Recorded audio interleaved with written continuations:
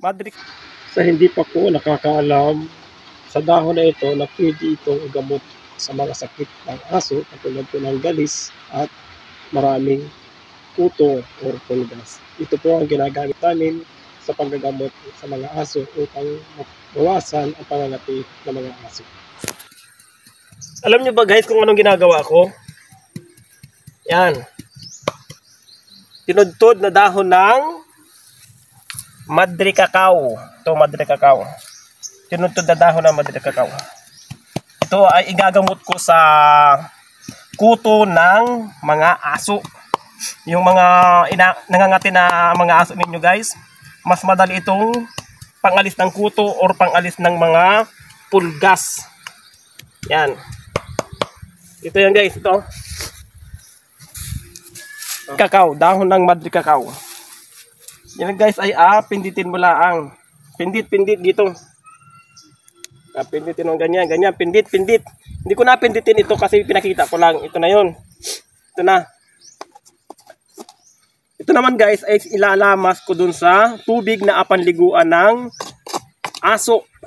Bilot, malaking o maliit. Pwede ito guys. Hindi nalalagyan ng sabon.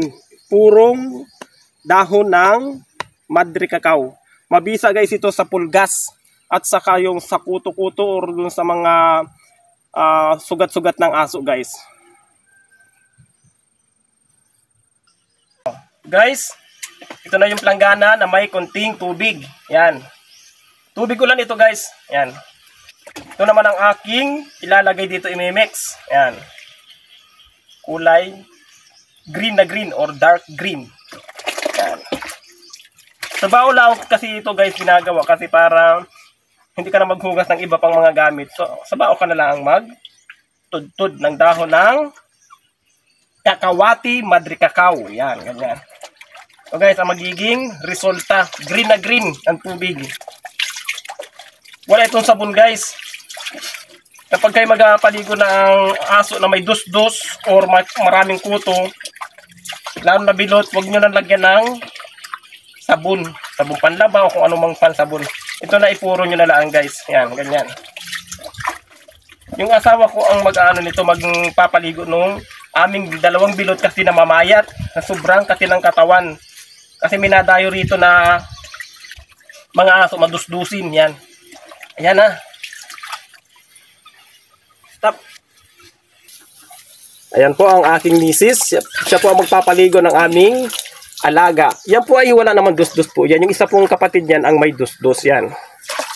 Okay, liguan mo ng ayos yan. Siya po ang kilala ng aming mga bilot kasi siya po yung nagpapakain ng aso namin. Ayan. Ligo ha. Ligo lang. Behave.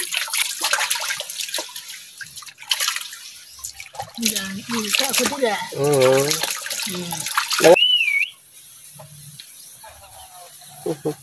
Tapos na. Ayan. O, ano? Ayan naman yung isa naming aso. Yan po yung may kunting dus-dus na. Yan. Kaya kailangan paliguan ng No! Lamasin mo agad yung uso yan. Sige, basahin ang tudo. Ang kailangan niya basang-basa. Ay, ang init ang pakiramdam mo kasi hindi ka nariligo. May 2 buwan na yata yung nililigo yan. Ulan ng ulan. Sige, basahin ang tudo yan. Tupang kagat.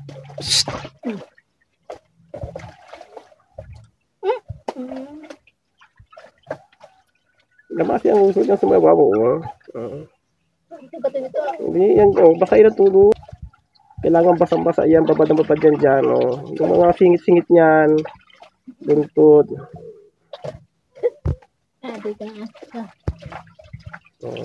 Ayan. Sige, tapos na yan. Ayan. Sige. Boom! Yan. Yan na. Pangalis po ng dus-dus yung aming pinanligo na yan. Yan. Yan po ay katas ng dahon ng Madre Cacao or Cacahuate. Ayan guys, pangalis po ng kuto or dus-dus ng aso. Salamat po. Thank you for watching. Bye!